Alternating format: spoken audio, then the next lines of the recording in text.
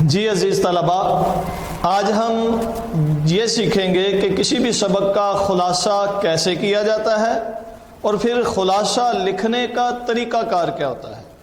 عموماً ہم نے یہ ذہنوں پہ سوار کیا ہوتا ہے کہ خلاصہ بہت مشکل کام ہے، حالانکہ سب سے آسان کام یہ ہے۔ بالخصوص جماعت نہم اور جماعت دہم میں یہ اسباق کے خلاصے لکھے جاتے ہیں اور 5 نمبر کا یہ سوال ہوتا ہے۔ جب بھی کسی سبق کا خلاصہ کرنا ہو تو اس سبق کو حصوں میں تقسیم کر لیں، اس کے پوائنٹس ذہن میں بٹھا لیں۔ مثال کے طور پہ ہم ہجرت نبوی کا خلاصہ لکھنا چاہتے ہیں، پہلا سبق ہے جماعت نہم میں اردو کی جو لازمی کتاب ہے، اس کے ہم پوائنٹس ذہن میں رکھتے ہیں کہ اس میں سب سے پہلے مکہ کے وہ احوال بیان کیے گئے جو مسلمانوں پر بیت رہے تھے، اس کے بعد پھر ہجرت کا جو آغاز ہوا، حضور نبی مکرم صلی اللہ علیہ وسلم نے صحابہ کو ہجرت کی اجازت دی، پھر نبی مکرم صلی اللہ علیہ وسلم کو ہجرت کی اجازت ملی اور آپ حضرت ابوبکر صدیق کو لے کر کے غار میں قیام پذیر ہوئے۔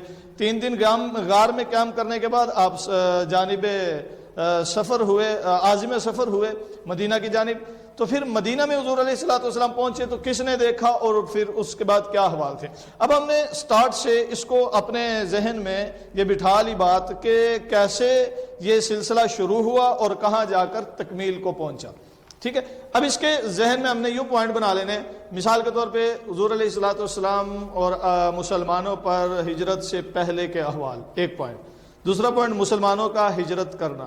تیسرا پوائنٹ نبی مکرم صلی اللہ علیہ وسلم کا ہجرت کرنا۔ چوتھا پوائنٹ حضور کی ہجرت کے دوران آنے والے واقعات، اور 5واں پوائنٹ حضور علیہ الصلوۃ والسلام مدینہ میں پہنچے اور کیا احوال تھے، ٹھیک ہے۔ اب ان پوائنٹس کو جب ذہن میں رکھ کے ہم لکھنا شروع کریں گے تو اسی ترتیب کے ساتھ لکھتے جائیں گے تو خلاصہ خود بہت ہو جائے گا۔ خلاصہ یہ نہیں ہوتا کہ ہم کوئی 4 صفحے 5 صفحے بھر کے لکھیں، مثلا یہ کتاب میں یہ 2.5 صفحات پر مشتمل سبق ہے تو اب اس سبق کا خلاصہ 2.5 صفحوں میں نہیں لکھا جائے گا، بلکہ خلاصے کا مطلب ہوتا ہے اسے مختصر بیان کرنا۔ جیسے ہم کسی مووی کو دیکھتے ہیں، 2 گھنٹے کی مووی، 3 گھنٹے کی مووی دیکھتے ہیں تو کوئی پوچھتا ہے ہم سے کہ وہ مووی کیسی تھی تو ہم 5 منٹ میں اس مووی کو بیان کر دیتے ہیں، یہی خلاصہ ہوتا ہے۔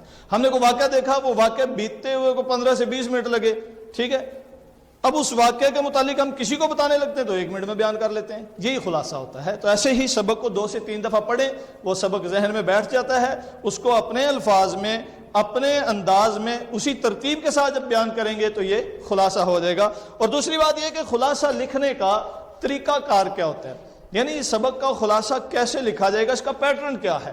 یاد رکھیں یہ ہمارے پاس ایک صفحہ ہے جوابی کاپی کا، اس کے اوپر سب سے پہلے ہم لکھیں گے سوال نمبر جو ہوتا ہے، مثلا سوال نمبر 5 ہے تو ہم ادھر نمبر 5 لکھ لیتے ہیں، ٹھیک ہے۔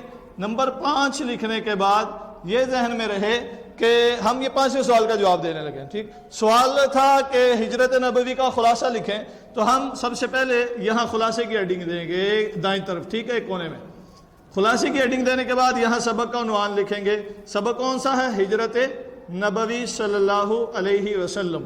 ہم نے ہجرت نبوی کی ہیڈنگ دے لی، اس کے بعد ہم اس کا جو مصنف ہے اس کا نام لکھیں گے۔ مصنف کون ہے؟ مصنف ہے ہجرت نبوی کے مولانا شبلی نعمانی، ٹھیک ہے۔ ہم یہاں لکھیں گے مولانا شبلی نعمانی۔ مولانا شبلی نعمانی چونکہ ان کی کتاب ہے سیرت النبی، جہاں سے یہ سبق لیا گیا ہے اور شامل نصاب یہ سبق ان کی کتاب سیرت النبی سے لیا گیا ہے، اس کا ماخذ سیرت النبی ہے مولانا شبلی نعمانی کی، تو ہم نے مولانا شبلی نعمانی کا لکھا۔ اس کے بعد ہم خلاصہ لکھتے جائیں گے ترتیب کے ساتھ۔ اس کی زیادہ سے زیادہ جو مقدار ہوتی ہے، جو طوالت ہوتی ہے، جو لینتھ ہوتی ہے، وہ 2 صفحات ہوتی ہے، 1.5 سے 2 صفحات کے درمیان کوشش کرنی چاہیے۔ جو جوابی کاپی ہوتی ہے اس جوابی کاپی میں کسی بھی سبق کو خلاصہ لکھنے لگے تو 1 صفحے سے زیادہ ہو اور 2 صفحے سے کم ہونا چاہیے، 1.5 صفحہ ہو جائے یا زیادہ سے زیادہ 2 صفحات تک، ٹھیک ہے۔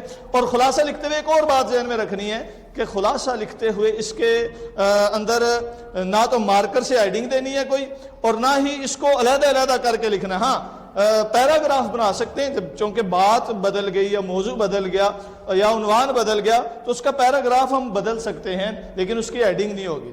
اور اس میں اپنی طرف سے بیچ میں کچھ زیادہ شامل کرنے کی بھی ضرورت نہیں ہوتی۔ جب اس طریقہ کار کے مطابق ہم 1.5 سے 2 صفحات کا خلاصہ لکھیں گے اور اس میں بالخصوص یہ طریقہ کار ذہن میں رکھیں گے کہ املا کی غلطی نہ ہو اور الفاظ کی درستگی ہو اور اس میں جو علامتیں ہیں ان کا مکمل استعمال کیا گیا ہو، تو خلاصے میں نمبر کاٹنے کی کوئی وجہ باقی نہیں رہتی، مکمل نمبر ملیں گے انشاءاللہ۔